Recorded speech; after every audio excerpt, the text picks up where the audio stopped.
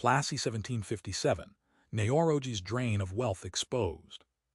When we study modern Indian history for UPSC, we often treat 1757 as a single battle date, Plassey, followed by a chain of events, British expansion, consolidation, and eventually colonial rule. But the real question is deeper. What did Plassey set in motion, and how did that turning point enable a systematic drain of wealth from India to Britain? In this episode, we will connect the dots between a military victory, colonial economic policy, and the intellectual argument later, articulated by Indian economists like Dadabhai Naoroji and scholars such as R.C. Dutt.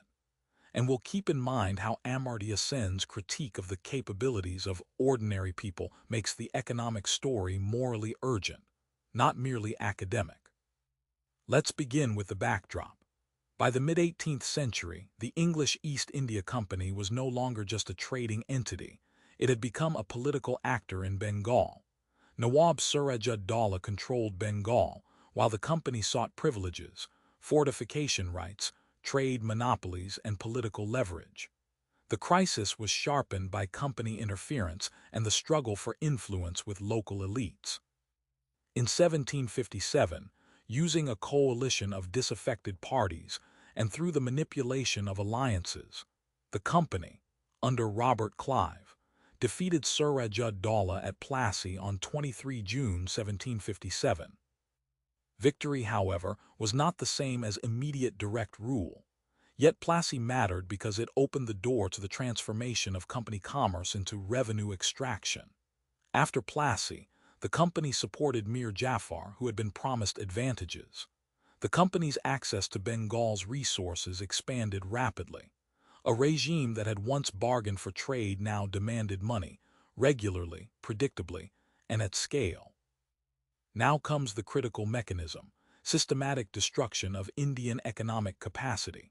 The British did not merely take wealth, they reorganized the economy so that wealth would flow out continuously. First, the company obtained revenue control. Over time, Bengal became the testing ground for extractive governance.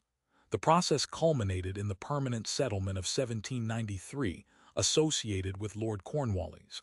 At first glance, it looks like a tax arrangement. But its impact was devastating. Zamindars were fixed into categories of revenue demand with little flexibility. If harvests failed, the burden did not fall equally. Peasants and local producers faced the consequences, while the state's revenue remained rigid.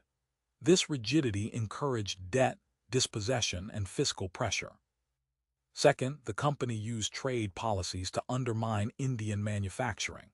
One of the most important facts for modern Indian history is the deindustrialization of Bengal and other textile-producing regions. European demand for Indian cotton and silk existed early in the colonial relationship, but Britain's industrial strategy increasingly sought markets for British manufactured goods. The logic was simple. If India could not sell textiles, India would buy imports.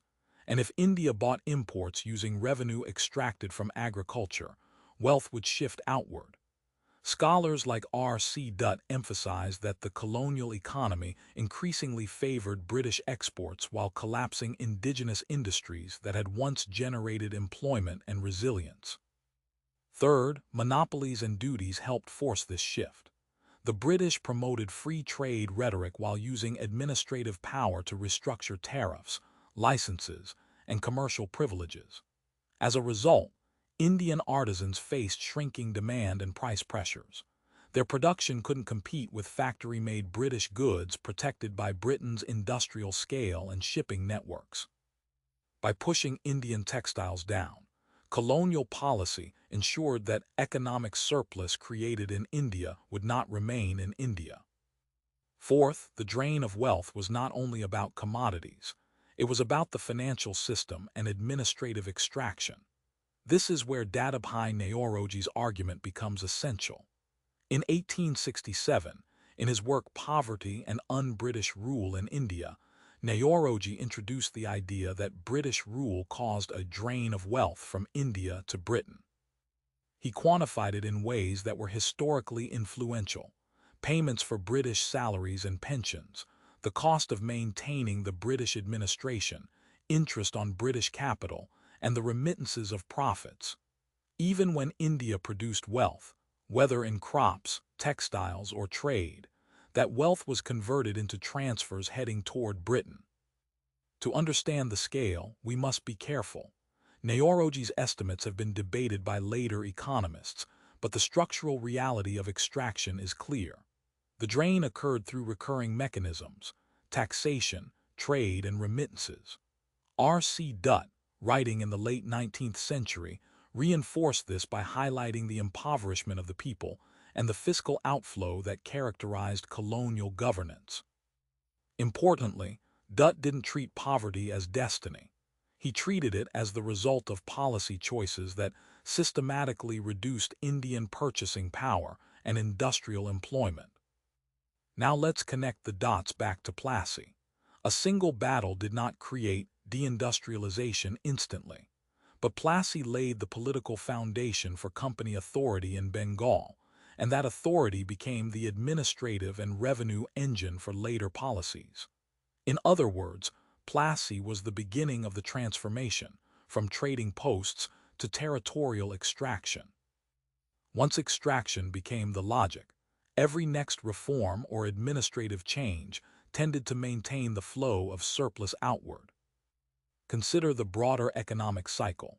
Revenue extraction increases, agricultural pressure grows, artisan employment declines as textile exports face restrictions, and the colonial state increasingly depends on customs, taxes, and monopolistic trade.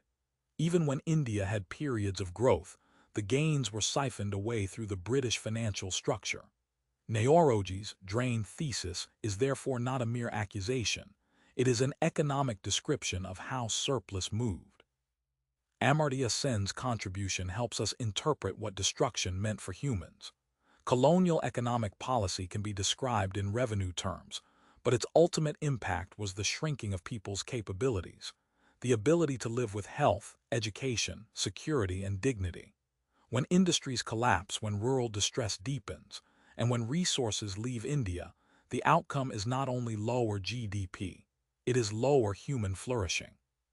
Sen's framework, applied to colonial history, pushes us beyond the balance sheet to the question: who could live better and who paid the cost? So how did British policies systematically destroy India? The answer is, through a combination of political control, revenue extraction, trade manipulation, and financial remittances, turning an economy of diversified production into one constrained by colonial demand and colonial interests. Plassey was the political hinge. The permanent settlement and evolving fiscal governance were administrative instruments. Deindustrialization and tariff tinkering were trade mechanisms. Naoroji and Dutt gave us the analytical vocabulary to name the outcome, and Sen reminds us why the story matters in the most human sense. And now, for the final thought. History is not only what happened in 1757, it is what that happened enabled. Plassey's victory became a system that converted Indian effort into British profit. If we understand the drain of wealth exposed by Naoroji, we stop treating colonialism as an accident of fate and start seeing it as the product of policy that reshaped livelihoods, industries, and lives.